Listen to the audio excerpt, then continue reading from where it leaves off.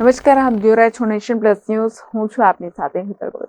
Ahmedabad London plane crash મામલે હિંમતનગરની યુવતીનું વિમાન દુર્ઘટનામાં મોત નીપજ્યું છે, જેને લઈને પાયલ ખટીક નામની યુવતીનું મોત થતા પરિવારમાં આક્રંદ છવાયો છે. અમદાવાદ લંડન પ્લેન ક્રેશ મામલે હિંમતનગરની યુવતીનું વિમાન દુર્ઘટનામાં મોત નીપજ્યું છે, જેમાં પાયલ ખટીક નામની યુવતીનું મોત થતા પરિવારમાં આક્રંદ જોવા મળી રહ્યો છે. મૂળ રાજસ્થાન અને હિંમતનગર ખાતે છૂટક મજૂરી કરતા પરિવારની દીકરી ગુમાવતા ભારે આક્રંદ છવાયો છે, તો પિતા રિક્ષા ચલાવી પરિવારનું ગુજરાન કરી રહ્યા છે, જેમાં 2 બહેન અને 1 ભાઈ, માતા પિતા સહિત 5નો પરિવાર છે. જ્યારે પાયલે 1 થી 10 આદર્શ સ્કૂલમાં અભ્યાસ કર્યો છે અને 11 અને 12 હિંમતનગર હાઈસ્કૂલ 1માં અભ્યાસ કર્યો છે. તો આજે પણ પિતા સુરેશભાઈ ખટીક રિક્ષા ચલાવી પરિવારનું ગુજરાન કરે છે.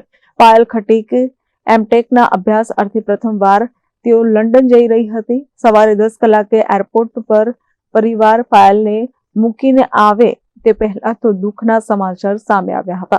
પરિવારની લાડલી પાયલ ખટીક પહેલી જ વાર આ ફ્લાઇટમાં બેઠી હતી અને પાયલના મૃત્યુના સમાચાર બાદ પરિવારના માથે જાણે આભ ફાટી પડ્યું છે. આ દુર્ઘટના અંગે મૃતદેહ સહિતની માહિતી બાબતે પરિવાર मदद की मांग कर रहा है. परिवार का उनकी आर्थिक स्थिति अच्छी नहीं है. पायल के घर की बहुत नाजुक है. वही एक कमाने वाली थी और पढ़े लिखे एजुकेटेड भी वही थी. 3 भाई बहन, उसके पापा लोडिंग वाला रिक्शा चलाते हैं और उनके घर की स्थिति बिल्कुल भी अच्छी नहीं थी. और उसको जानने के लिए जब से मेरा बच्चा वो पेंसिल पकड़ना स्टार्ट किया तो वही ट्यूशन पढ़ाती थी.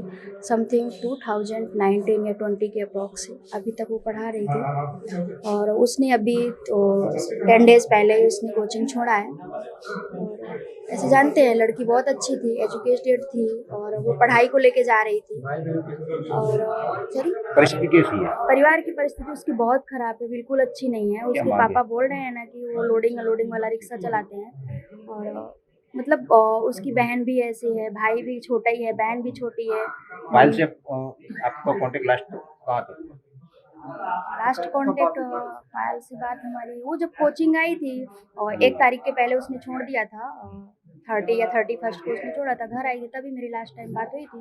बाकी तो मेरी बात पायल से नहीं हुई, फोन पे तो बात नहीं हुई. परिवार से क्या मांग है? सरकार की तरफ से क्या मांग है? परिवार की तरफ से या मांग उनको सहायता मतलब चाहिए. जो हुआ है क्योंकि वो बहुत गरीब है, उनकी कुछ पहुंच नहीं है इधर उधर. और जो हेल्प चाहिए सरकार की तरफ से उन्हें मिलनी चाहिए. और जैसी हेल्प, अच्छी हेल्प चाहिए, पैसे की भी हेल्प चाहिए और उसकी कुछ सहयोग मिलना चाहिए. उसकी कुछ अभी तक कोई आया नहीं है उनके घर पे परिजनों के पास और वो रो रहे हैं, बिलख रहे हैं, परेशान हो रहे हैं और उनकी स्थिति बहुत नाजुक है, बहुत ज़्यादा. Jitendra Solanki, Nation Plus News, Sabarkantha. સમાચારોના સતત અપડેટ મેળવવા માટે અમારી નેશન પ્લસ ન્યૂઝની યુટ્યુબ ચેનલને સબસ્ક્રાઇબ કરો, બેલ આઇકન દબાવો અને જોડાયેલા રહો ફેસબુક, ઇન્સ્ટાગ્રામ અને ટ્વિટર પર.